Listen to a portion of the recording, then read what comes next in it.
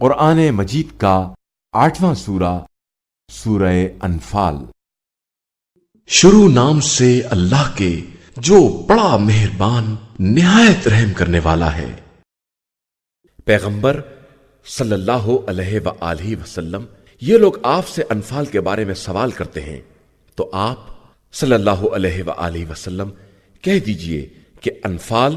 سب اللہ اور رسول کے لیے ہے، لہذا تم لوگ اللہ سے ڈرو اور آپس میں اصلاح کرو اور اللہ اور رسول کی اطاعت کرو اگر تم اس پر ایمان رکھنے والے ہو۔ صاحبان ایمان در حقیقت وہ لوگ ہیں جن کے سامنے ذکر خدا کیا جائے تو ان کے دلوں میں خوف خدا پیدا ہو، اور اس کی آیتوں کی تلاوت کی جائے تو ان کے ایمان میں اضافہ ہو جائے، اور وہ لوگ اللہ ہی پر توکل کرتے ہیں۔ وہ لوگ نماز قائم کرتے ہیں اور ہمارے دیے ہوئے رزق میں سے انفاق بھی کرتے ہیں۔ یہی لوگ حقیقتاً صاحب ایمان ہیں، اور انہی کے لیے پروردگار کے یہاں درجات اور مغفرت اور باعزت روزی ہے۔ جس طرح تمہارے رب نے تمہیں تمہارے گھر سے حق کے ساتھ برآمد کیا، اگرچہ مومنین کی ایک جماعت اسے ناپسند کر رہی تھی۔ یہ لوگ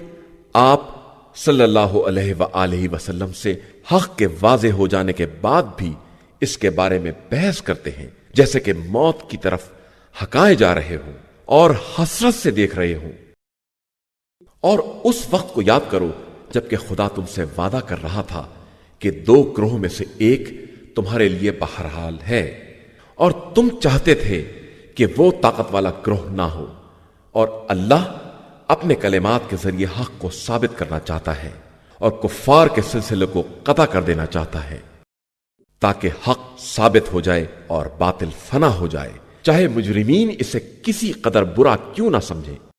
جب تم پروردگار سے فریاد کر رہے تھے تو اس نے تمہاری فریاد سن لی کہ میں 1000 ملائکہ سے تمہاری مدد کر رہا ہوں، جو برابر ایک کے پیچھے ایک آ رہے ہیں،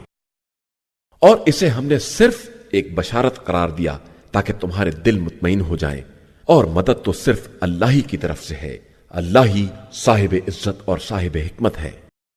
جس وقت خدا تم پر نیند غالب کر رہا تھا جو تمہارے لیے باعث سکون تھی، اور آسمان سے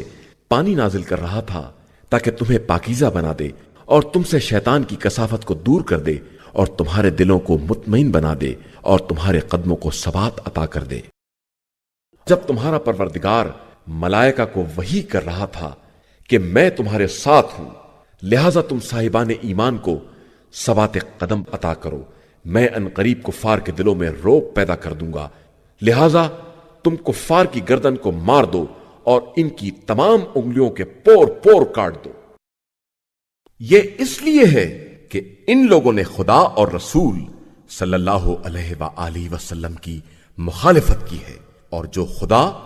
اور رسول صلی اللہ علیہ وآلہ وسلم کی مخالفت کرے گا تو خدا اس کے لیے سخت عذاب کرنے والا ہے۔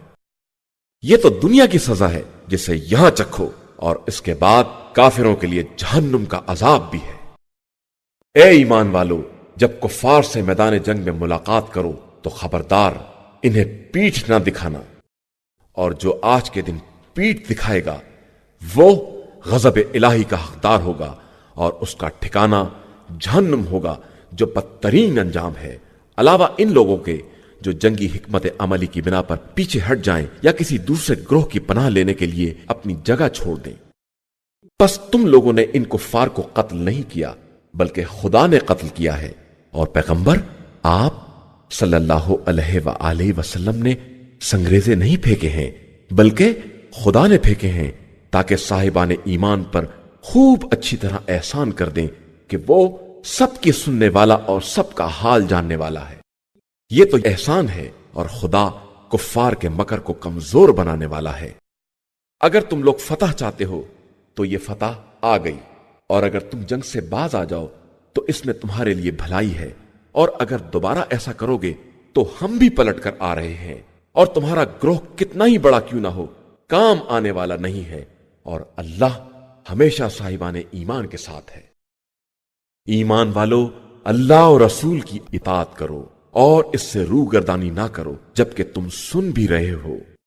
اور ان لوگوں جیسے نہ ہو جاؤ جو یہ کہتے ہیں کہ ہم نے سنا حالانکہ وہ کچھ نہیں سن رہے ہیں۔ اللہ کے نزدیک بدترین زمین پر چلنے والے وہ بہرے اور گونگے ہیں جو عقل سے کام نہیں لیتے ہیں۔ اور اگر خدا ان میں کسی خیر کو دیکھتا تو انہیں ضرور سناتا، اور اگر سنا بھی دیتا تو یہ منہ پھرا لیتے اور اعراض سے کام لیتے۔ اے ایمان والو، اللہ اور رسول صلی اللہ علیہ وآلہ وسلم کی آواز پر لبیک کہو جب وہ تمہیں اس امر کی طرف دعوت دیں جس میں تمہاری زندگی ہے، اور یاد رکھو کہ خدا انسان اور اس کے دل کے درمیان حائل ہو جاتا ہے، اور تم سب اسی کی طرف حاضر کیے جاؤ گے۔ اور اس فتنے سے بچو جو صرف ظالمین کو پہنچنے والا نہیں ہے، اور یاد رکھو کہ اللہ سخت ترین عذاب کا مالک ہے۔ مسلمانوں، اس وقت کو یاد کرو جب تم مکہ میں قلیل تعداد میں اور کمزور تھے۔ تم ہر آن ڈرتے تھے کہ لوگ تمہیں اچک لے جائیں گے، کہ خدا نے تمہیں پناہ دی اور اپنی مدد سے تمہاری تائید کی، تمہیں پاکیزہ روزی عطا کی تاکہ تم اس کا شکریہ ادا کرو۔ ایمان والو، خدا اور رسول صلی اللہ علیہ وآلہ وسلم اور اپنی امانتوں کے بارے میں خیانت نہ کرو جبکہ تم جانتے بھی ہو، اور جان لو کہ یہ تمہاری اولاد اور تمہارے اموال ایک آزمائش ہیں، اور خدا کے پاس اجر عظیم ہے۔ ایمان والو، اگر تم تقوی الہی اختیار کرو گے تو وہ تمہیں حق و باطل میں تفرقے کی صلاحیت عطا کر دے گا، تمہاری برائیوں کی پردہ پوشی کرے گا، تمہارے گناہوں کو معاف کر دے گا کہ وہ بڑا فضل کرنے والا ہے۔ اور پیغمبر آپ صلی اللہ علیہ وآلہ وسلم اس وقت کو یاد کریں جب کفار تدبیریں کرتے تھے کہ آپ صلی اللہ علیہ وآلہ وسلم کو قید کر لیں یا شہر بدر کر دیں یا قتل کر دیں، اور ان کی تدبیروں کے ساتھ خدا بھی اس کے خلاف انتظام کر رہا تھا، اور وہ بہترین انتظام کرنے والا ہے۔ اور ان کا یہ حال ہے کہ جب ہماری آیتوں کی تلاوت کی جاتی ہے تو کہتے ہیں کہ سن لیا، ہم خود بھی چاہیں تو ایسا ہی کہہ سکتے ہیں، یہ تو صرف پچھلے لوگوں کی داستانیں ہیں۔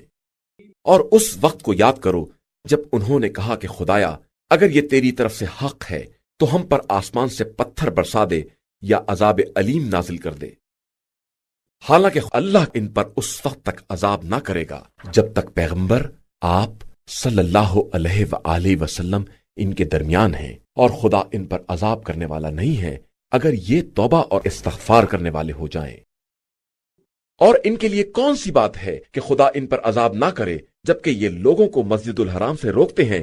اور اس کے متولی بھی نہیں ہیں۔ اس کے ولی صرف متقی اور پرہیزگار افراد ہیں، لیکن ان کی اکثریت اس سے بھی بے خبر ہے۔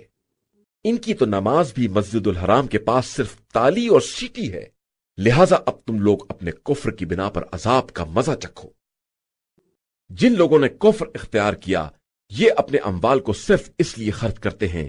کہ لوگوں کو راہ خدا سے روکیں، تو یہ خرچ بھی کریں گے، اور اس کے بعد یہ بات ان کے لیے حسرت بھی بنے گی اور آخر میں مغلوب بھی ہو جائیں گے۔ اور جن لوگوں نے کفر اختیار کیا یہ سب جہنم کی طرف لے جائے جائیں گے، تاکہ خدا خبیث کو پاکیزہ سے الگ کر دے اور پھر خبیث کو ایک پر ایک رکھ کر ڈھیر بنا دے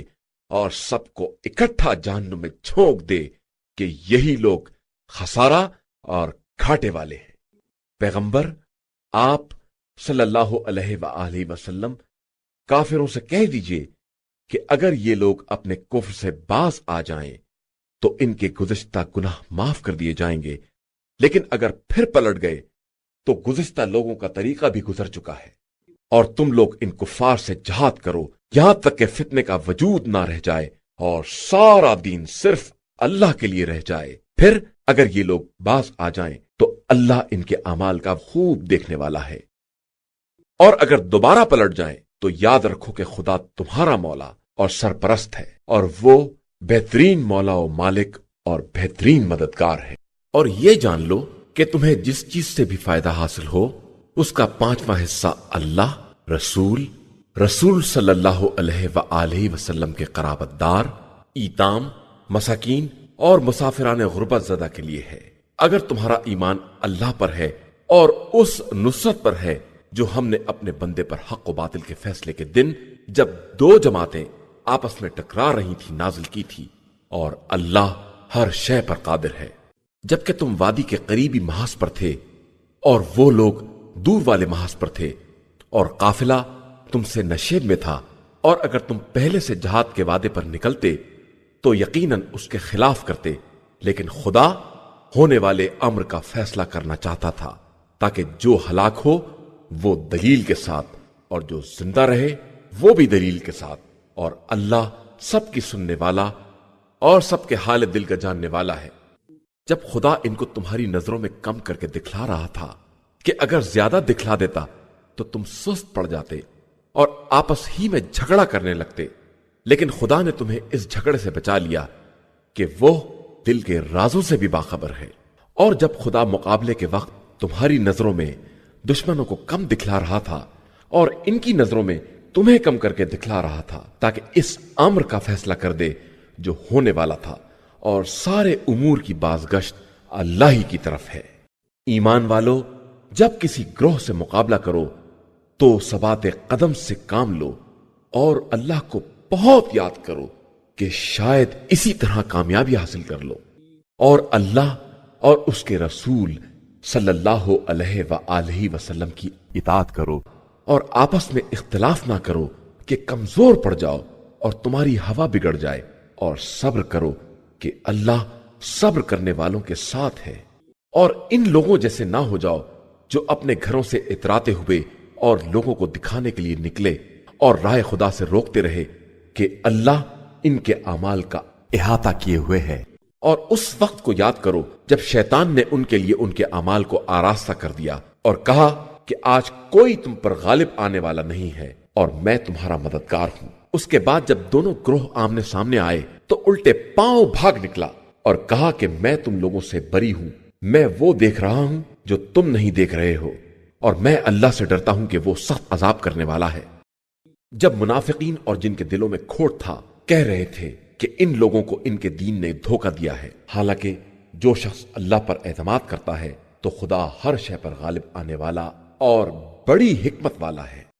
کاش تم دیکھتے کہ جب فرشتے ان کی جان نکال رہے تھے اور ان کے منہ اور پیٹھ پر مارتے جاتے تھے کہ اب جہنم کا مزہ چکھو، یہ اس لیے کہ تمہارے پچھلے اعمال کا نتیجہ یہی ہے، اور خدا اپنے بندوں پر ظلم کرنے والا نہیں ہے۔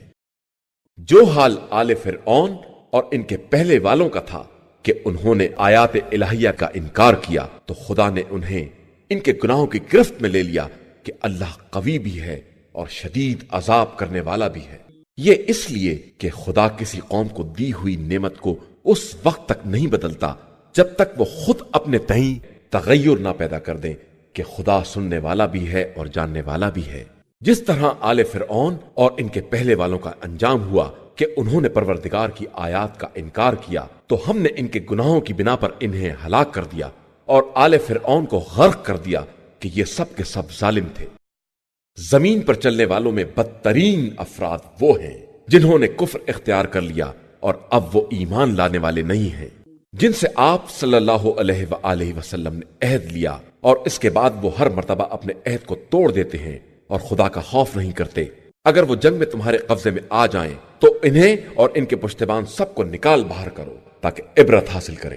اور اگر کسی قوم سے کسی خیانت یا بد عہدی کا خطرہ ہے تو آپ صلی اللہ علیہ وآلہ وسلم بھی ان کے عہد کو ان کی طرف پھینک دیں کہ اللہ خیانت کاروں کو دوست نہیں رکھتا۔ اور خبردار، کافروں کو یہ خیال نہ ہو کہ وہ آگے بڑھ گئے، وہ کبھی مسلمانوں کو عاجز نہیں کر سکتے۔ اور تم سب ان کے مقابلے کے لیے امکانی قوت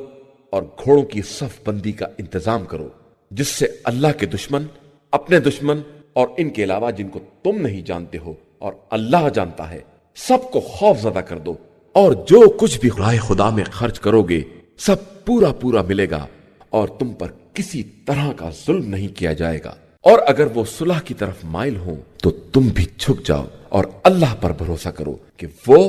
سب کچھ سننے والا اور جاننے والا ہے۔ اور اگر یہ آپ صلی اللہ علیہ وآلہ وسلم کو دھوکہ دینا چاہیں گے تو خدا آپ کے لیے کافی ہے۔ اس نے آپ صلی اللہ علیہ وآلہ وسلم کی تائید اپنی نصرت اور صاحبان ایمان کے ذریعے کی ہے، اور ان کے دلوں میں محبت پیدا کر دی ہے کہ اگر آپ صلی اللہ علیہ وآلہ وسلم ساری دنیا خرچ کر دیتے تو بھی ان کے دلوں میں باہمی الفت نہیں پیدا کر سکتے تھے،